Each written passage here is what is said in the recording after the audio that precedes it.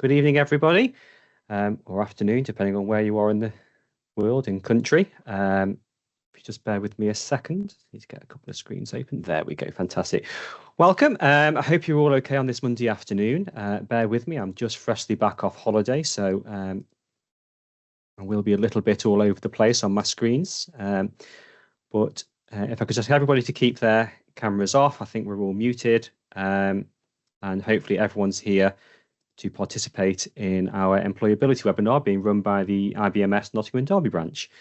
If you do have any questions, if you can pop them please into the Q&A section at the top on the there, and we will answer them live. If you have any other issues, then please pop them into the chat.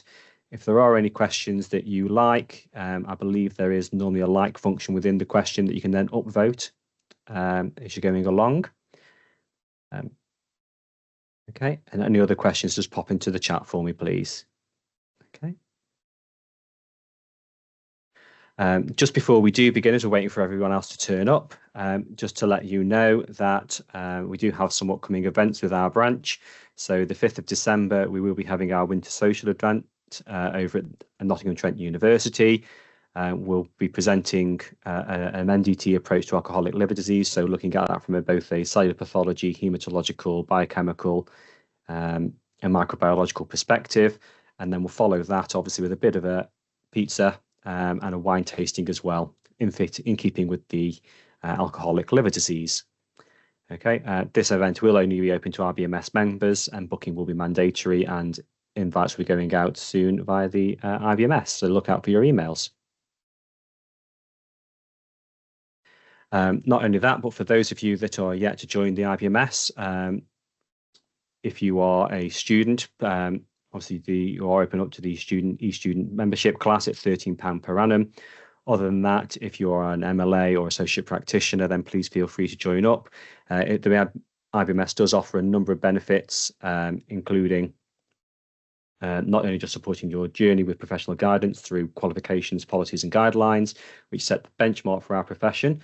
And those fees obviously go to supporting the work the IBMS do to support us and get us noticed nationally. But we do also offer grants and bursaries, so offering financial support to members, pursuing education, research and training. So, for example, we do offer the Jen Johnson bursary for those undergoing IBMS qualifications to go to Congress, which is coming later this month. We do also offer IBMS qualifications to progress your career, both to specialist and senior roles, including certificates of expert practice in both IT, digital, quality management and training.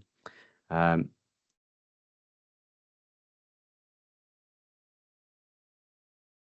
and obviously part of that is promoting to be stronger together.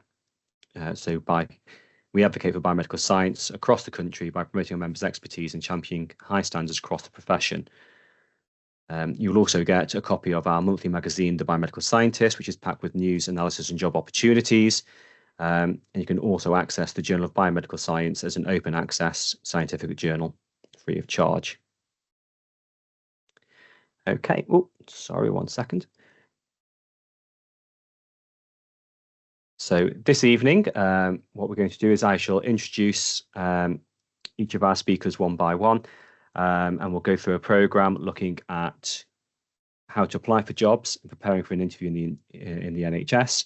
That will be begun by myself going through the application process, and then met up with Nicola as she talks through how to prepare for an interview and talking through some application scenarios. That will be followed by myself, again looking at feedback as an NHS recruiter, and then following up with Gemma from Nottingham University Hospitals, who talk through some interview skills and giving some post-interview feedback. Okay, and then if you have any questions, as I say, we'll address those towards the end. Okay, what I would like to state at the beginning is that this is a session around the interview process and how to get your first role as a biomedical scientist in the NHS. It won't be covering things like on how to become a biomedical scientist. But if you have any questions, we'll discuss that towards the end for you. Okay. Okay. So the objectives of this afternoon is to look at how to write a tailored application, the do's and don'ts of the application process, interview skills, to understand the shortlisting and interviewing process within the NHS, and to also get some feedback. Okay. And again, just to reiterate, if you do have any questions as we go along, please just pop them into the chat or the Q&A function, and we'll address those at the end of the presentation. Okay, so to start off with, what I'll do is talk you through the NHS application process. So first off, most NHS jobs are advertised on the NHS Jobs website, which you can find here. A quick Google search will take you there. You can just click on the search for jobs, go to search, type in biomedical science or scientist. There'll also be other options you can pop in there to narrow your search if you're looking for a specific specialty. Say, have you done a placement year and you're interested in working in histology or microbiology? You can pop that into there, press the search button, and off you'll go. And down the side, you'll end up with a load of options where you can begin to refine your search. So looking at distance to where you live, and below that, you've also got things like salary and bandings, looking at where you might want to go. Okay.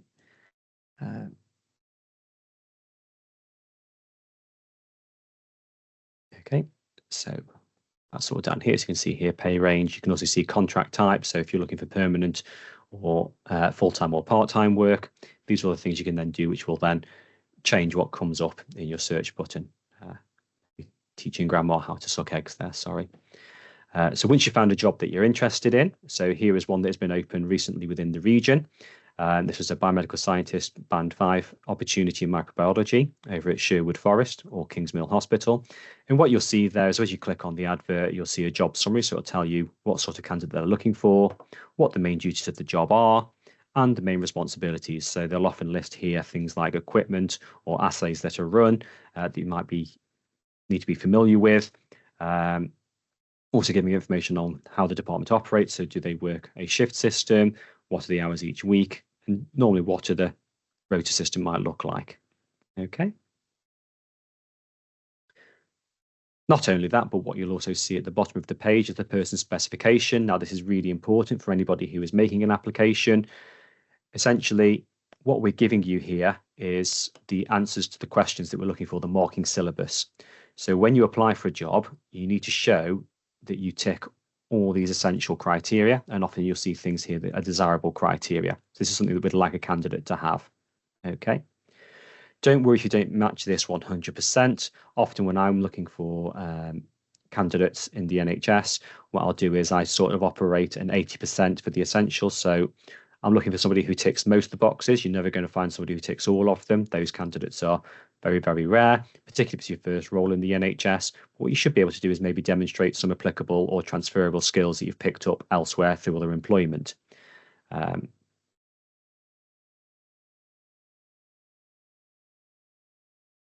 Okay, so the key considerations when you are applying for a job and reviewing jobs is what band is the job advertised at? So if this is your first role, you might be looking at a band 5 or a band 6 Annex 21.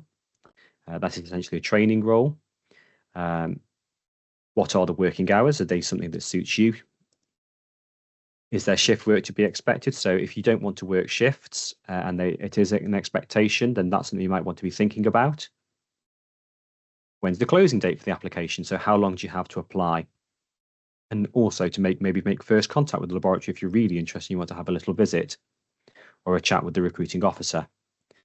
Again, look at the key contacts if you want to speak to the employer. They're often at the bottom of the advert with a phone number or an email address. And as part of that, if you do want to see the department prior to applying, if you're not quite sure, so there's the shift work expected, you might want to go and see them and talk to a few individuals on how that might work before you make the application. And the nature of the employment. So is it going to be a permanent job or is it fixed term? Is it only for bank workers? So what would that mean to you as an employee? So is it worth your time applying? Not only that, but also look at, as we move forward within the NHS, a lot of pathology labs are part of wider pathology networks. So it may be that some roles may be advertised as single site, so on the main hospital site, or a satellite laboratory. Some may require you to travel between them. So which would be your base, which would be there, where we might be expected to work, what notice would be given for that, and also any possible travel commitments that will be required for that role as well. Okay. The other thing to do is when you're looking at the application, as you're preparing to apply for your first role, is to understand the difference between a job description and a job specification. So the job description is a document that you will find attached to many jobs on the NHS website. If I just scroll back up again, just 1 second. I don't think you can see it on this cutout here, sorry, but uses just a little blue link here that will click you through to a job description, often a PDF. And it's usually formatted slightly just for the main advert here. What it will do, it will go into details about the tasks and the responsibilities of work environment. It outlines your main duties and responsibilities, and it is not an exhaustive list of the tasks that you have to do. Okay, and then the job specification, which was the bit where we shortlist against, which is where I showed, which I said was the sort of the syllabus. Well, that focuses on the qualifications, skills, and traits that are required to perform that job, which are based on the role's duties and responsibilities. And it's what we use to find the most suitable candidate for the role. So it's what we use at a point called shortlisting, where we score you blindly to find out. We assign some points that have been predetermined against those shortlisting criteria in the job specification to find out if you meet all the requirements or not for that role. Okay, as it says, it's used to filter and evaluate candidates during the selection process. So I'll just quickly scroll back up to, where was it again? Sorry, my apologies, this bit here. So that's the person specification here. So what we'll often do here is, it was essential for you to understand the role of a biomedical scientist. As part of the application, we might expect you to put in your supporting information what a biomedical scientist is, and that would score maybe just between a 0, 1 and a 2. So 0, you don't understand. 1, you have some understanding. 2, you fully understand the role. Okay. On completing your application, well, the NHS website runs a standardized format, which includes your immigration status and right to work, which is to make sure that you have the correct visa or right to work, and may be used by some recruitment departments as a first screen, known as long listing. It will ask you for your personal information. So things like your name, date of birth, address, and so forth. Your qualifications and professional registration. So again, if asked for, provide it. So if we ask for a HCPC registration, please inform us of your HCPC number. It will be used as part of the shortlisting criteria interview if you haven't provided us with that, if we've asked for HCPC registration. If you don't yet have professional registration, then do give an indication of when you expect to get that in your supporting statement. You'll be asked for a list of your employment history and experience to date, a supporting statement. There may be specific questions for certain roles, so it may ask you if you have a master's degree and certain things like that, mainly limited to senior laboratory positions as you move through your career. It will ask you for at least 2 references. As a note, you must always ask and inform your references when you're planning to use them. And in the NHS, it's generally not acceptable to use family or friends as referees, and they will always be contacted after an interview as part of our pre-employment checks. Okay, and not only that, but you'll also be asked for some equality, diversity, inclusion data.